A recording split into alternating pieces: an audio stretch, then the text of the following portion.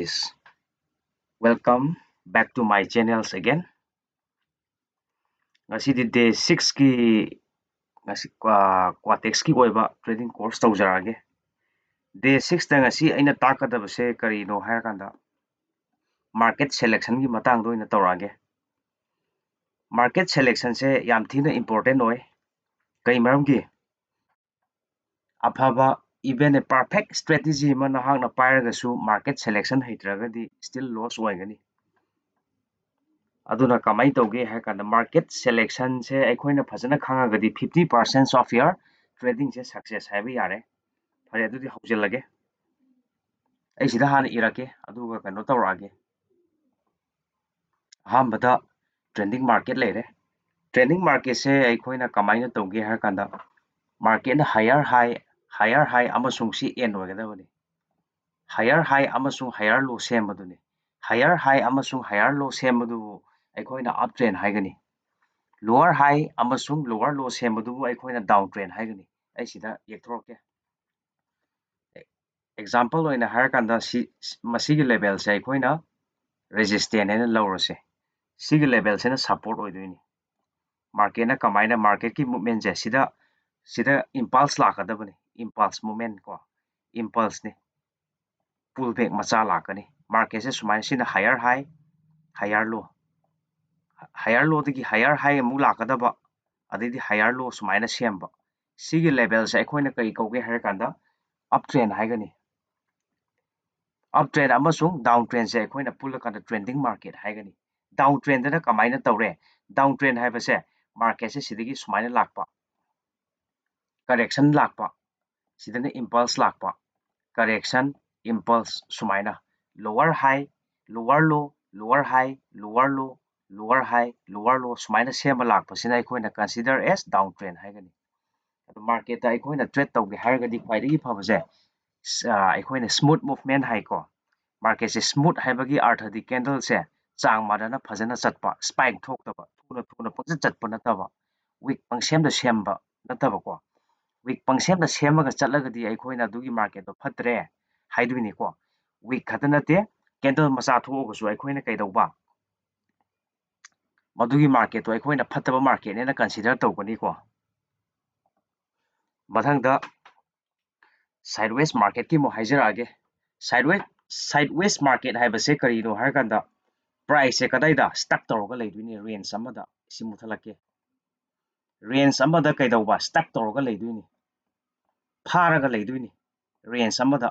resistance level lere support sida support level neba price se kamaina tawba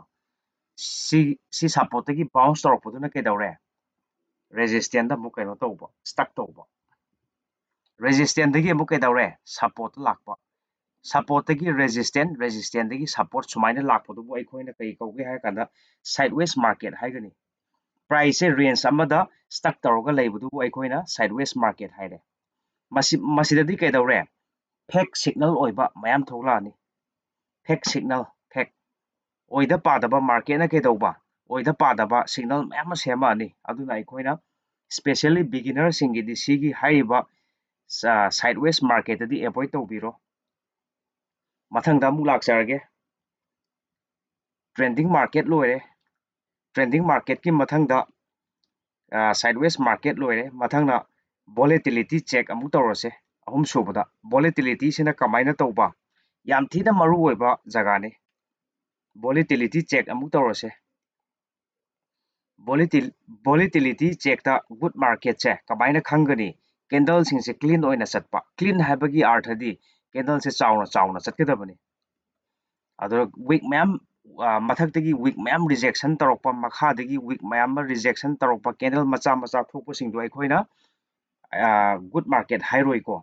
good market ta lakadoi se clean candle haibane clean candles haibagi arthadi candle achauba chang amda chatpa candle dune ko spike thoktaba thuna pangsa chatpa natabado good market tadi always kedauba clean candles lakani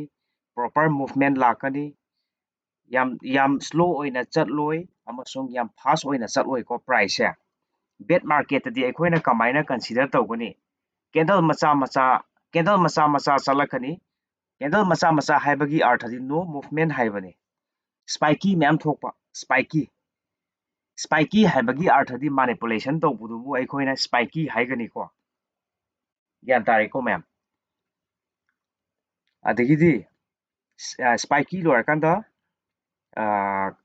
spiky ꯍꯥꯏꯕꯗꯤ manipulation ꯅꯤ ꯁꯤꯒꯤ ꯀꯩꯅꯣꯁꯤꯃ ꯁꯤꯒꯤ ꯇꯣꯄꯤꯛꯁꯤꯃ ꯂꯣꯏꯁꯤꯜꯂꯁꯦ ꯃꯊꯪꯒꯤ ꯑꯃꯨꯛ ꯂꯥꯛꯀꯦ ꯈ꯭ꯋꯥꯏꯗꯒꯤ ꯀ꯭ꯋꯥꯇꯦꯛꯁꯇ ꯑꯩꯈꯣꯏꯅ trade ꯇꯧꯒꯦ ꯍꯥꯏꯇꯥꯔꯒꯗꯤ ꯕꯦꯁ ꯄꯦꯌꯔꯁꯦ ꯀꯔꯤ ꯀꯔꯤꯅꯣ ꯍꯥꯏꯔꯀꯥꯟꯗ ꯌꯨꯔꯣ USD ꯑꯩ ꯁꯤꯗ ꯁꯣ ꯇꯧꯔꯛꯀꯦ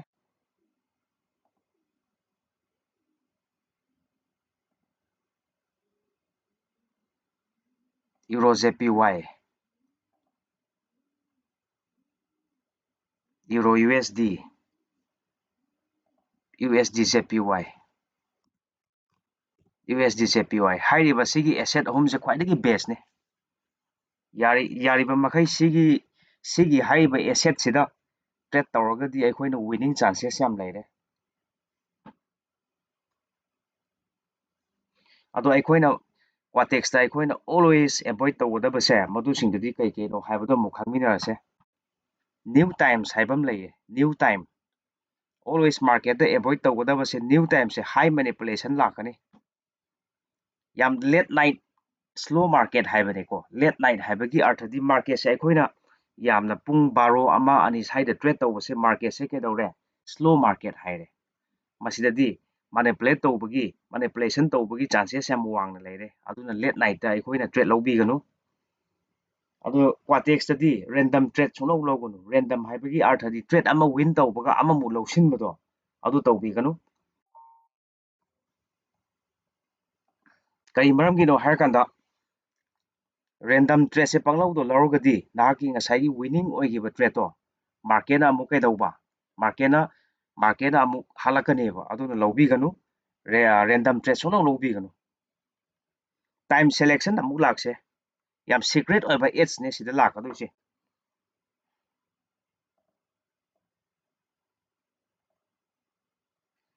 टाइम सिलेक्शन की मतांगदा अमु तौरसे बेस्ट टाइम से अखोइना करी हाइरे लंदन सेशन जे बेस्ट ने लंदन सेशन लेरे बेस्ट टाइम दे अखोइना लंदन सेशन जे लंदन सेशन ददी केदौरे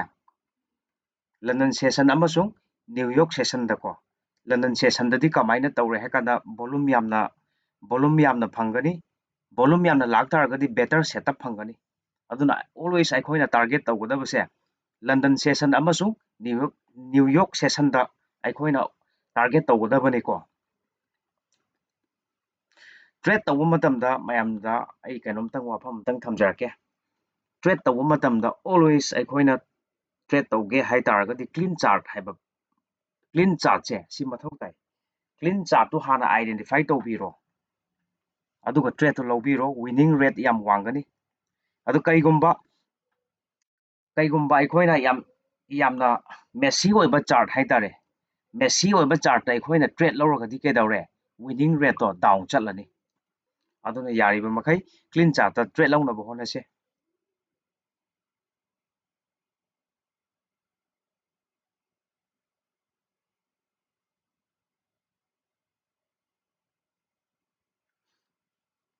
अदुदि सिदा आई ट्रेड अमा खतंग ट्राई तौजरके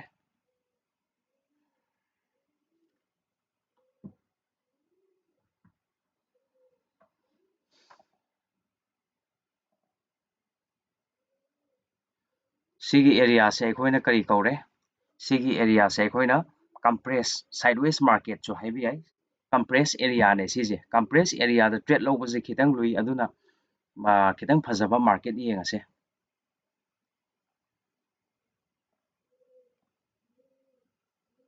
परसेंटेज सु खरा वांगबा येंगसे मार्केट सिदा सिगी लेवल से लिक्विडिटी लेवल ने सिदा लिक्विडिटी लेवल लेरे मार्केट से लिक्विडिटी लेवल यौद्रिङाइदा कैदौरे सी कैंडल सिना रिजेक्शन पिसिले अपर दगी मथक्तगी पिरागदी सेलिंग प्रेशर नेबा सिदा मु बाइंग मसिदा बायर्स की अमुक प्रेशर लेरे अदुदी सिगी लिक्विडिटी लेवल से मार्केट ऑलवेज टारगेट तौरकदबनीना मथंग कॉल डायरेक्शन द ट्रेड अमा लेरे रेट मसिदा कैगुंबा सी लिक्विडिटी से माना स्वीप तौरगा रिजेक्शन पिरकपो ओरगदी सी वैलिड ओएबा 5 मिनट ने ट्रेड लौजरकदुसे ꯁꯤꯗ ꯀꯣꯜ ꯗꯤꯔꯦꯛꯁꯟꯗ ꯇ꯭ꯔꯦꯠ ꯑꯃ ꯂꯧꯔꯒꯦ 1000ꯒꯤ ꯑꯅꯤ ꯂꯧꯔꯒꯦ ꯔꯤꯖꯜ ꯉꯥꯏꯃꯤꯟꯅꯔꯁꯦ 7 ꯁꯦꯀꯦꯟ ꯁꯔꯚꯥꯏꯚ ꯇꯧꯔꯤ 5 4 3 2 1 0 okay this is clear ITM ꯑꯣꯏꯔꯦ ꯃꯌꯥꯝ ꯑꯗꯨꯅ ꯑꯩꯒꯤ ꯚꯤꯗꯤꯑꯣꯁꯦ ꯃꯌꯥꯝ ꯑꯩꯒꯤ ꯚꯤꯗꯤꯑꯣꯁꯦ ꯀꯃꯥꯏꯅ ꯇꯧꯒꯦ ꯍꯥꯏꯔ ꯀꯥꯟꯗ ꯊꯦꯡꯅꯕꯤꯕ ꯌꯥꯎꯔꯒꯗꯤ ꯁꯕꯁꯀ꯭ꯔꯥꯏꯕ ꯇꯧꯕꯤꯔꯝꯃꯣ ꯃꯊꯪꯗ ꯅꯣꯂꯦꯖꯦꯕꯜ ꯑꯣꯏꯕ ꯚꯤꯗꯤꯑꯣ ꯃꯌꯥꯝ ꯁꯦꯝꯖꯔꯛꯀꯦ ꯉꯁꯤꯒꯤꯗꯤ ꯂꯣꯏꯁꯤꯜꯂꯒꯦ